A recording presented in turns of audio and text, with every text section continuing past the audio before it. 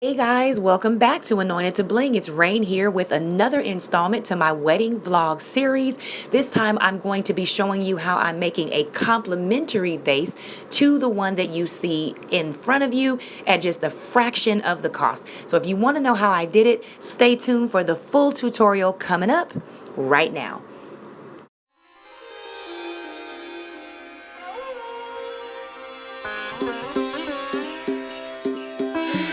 छाया आसमां देखो झूमता गगन है छाया आसमां देखो झूमता गगन ज़मीं आसमां पूछ गया झूमता गगन आसमां मेरे झूम ले जहां ये कैसा नशा प्यार का समा रंगी समा झूमे आसमां होश तो खोले प्यार तू ले ले संग मेरे झूम जा कैसा नशा होश है कहाँ होश तो खोले प्यार तू ले ले संग मेरे झूम जा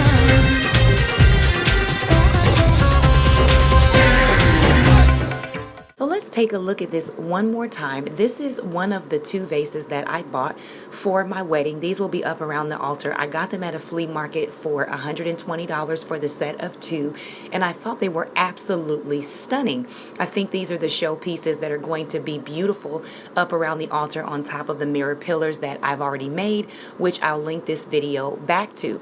What I wanted was some vases that weren't necessarily this dramatic, but were complementary. So the vase that I'm working on today isn't one that's going to be like this or better, but it's going to be one that complements it. So I want you to keep that in mind. But I also wanted to do this tutorial to show you how easy this is to make. I got this home and I realized I could actually do this myself. So never again will I pay for another one. Let's get started.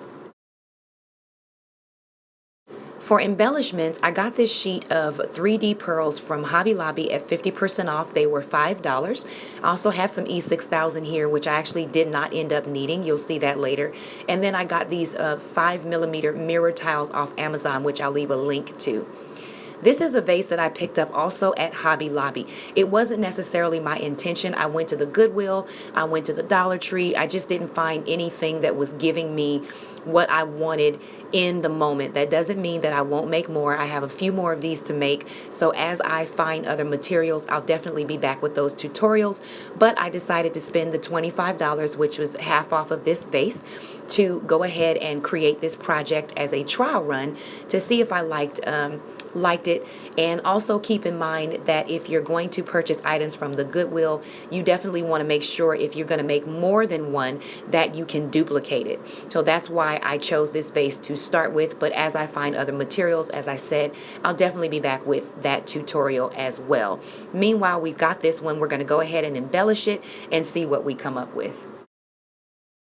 I decided that I wanted to make this look more like the original by adding some cream finish to it. So I decided to tape it off here. Now what's going to be really important when you're working with the trumpet style vase is to make sure that you flatten out that tape, that you use good tape. I only had masking tape on hand. So you want to just be really, really careful that when you tape this, you tape those edges very smoothly, you tape them evenly, and you make sure that they're flat. The last thing you want is when you begin to paint or spray paint this, the tape to be lifting and to have spray paint and paint where you don't actually want it. So now that I have this nice and taped, I'm going to bag it up and go ahead and spray paint it.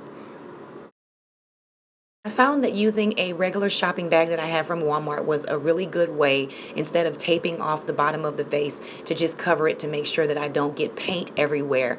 All I did was wrap it, and I made sure that at the base where the top of the vase meets that center ball, I got that bag low enough to make sure that where I painted is low enough and even enough so that when it comes out, it'll all be on one level. So that's a good little trick to use. It's not new, but just something I decided to do to save myself a ton of work in covering the bottom of the vase. I had this satin ivory spray paint on hand for some other projects, so I went ahead and used it, but I actually picked this up at Walmart. You can get it for about $4. So I went ahead and I sprayed this, and again you can see where the tape lifted, but all was well. In the sunlight it doesn't look like it's an even coat, but you really want to make sure that you get a really even coat, not too much so that it won't drip and crack.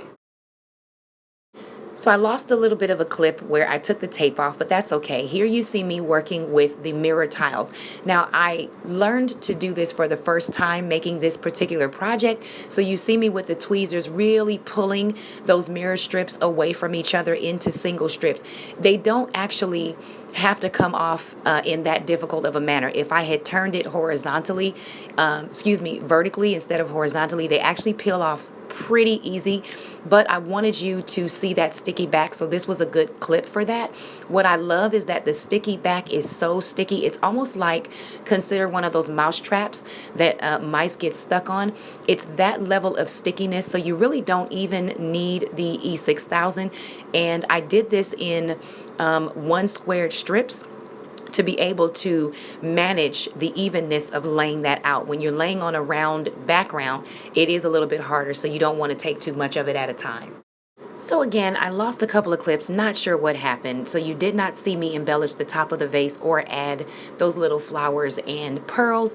Nevertheless, here is the finished product. And I really, really love how this came out. Now, I want to make a couple of points here. Whenever you buy something from the store that is a lower cost item, when you begin to decorate it, you start to see some of the imperfections in it. And I did notice that with this particular Hobby Lobby vase, the top part of that vase was not as centered on top of that ball as I originally thought it was when it was just glass. So be mindful of that when you're purchasing vases. Make sure that you're purchasing something that is as near perfect as possible, but you do get what you pay for, and $25 is not really a whole lot of money to pay for a vase. If I had to pay $50, I'd be a little more upset. So it still came out pretty. I'm not really that disappointed by it. I tried to fix it as best that I could, adding some extra embellishment. You probably only noticed it because I said it. As I said, I still really, really like the project. I would still do this again. I'd still make these again, and never would I actually pay regular price for it. In furniture stores, these cost about $249. I've seen these. I've always wondered where they got them from. And when you look at them up close, you see that a lot of these materials are accessible at your local craft store. So you can do this. This was a trial run. I am going to use this vase because I really, really like it. And it wasn't ever supposed to be more than the original vase that I showed you. It was always supposed to be complementary. So when you're doing complementary, you don't want to be overly dramatic with it. But I think this is a really, really good set. The next ones I do will probably be more urn style. I can't wait to bring those back to you. I hope you like this project. I hope you make it. Tag me, comment, like, subscribe, share. And until next project, you be blessed. And remember, you can do all things through Christ who strengthens you. May your hands be anointed. God bless.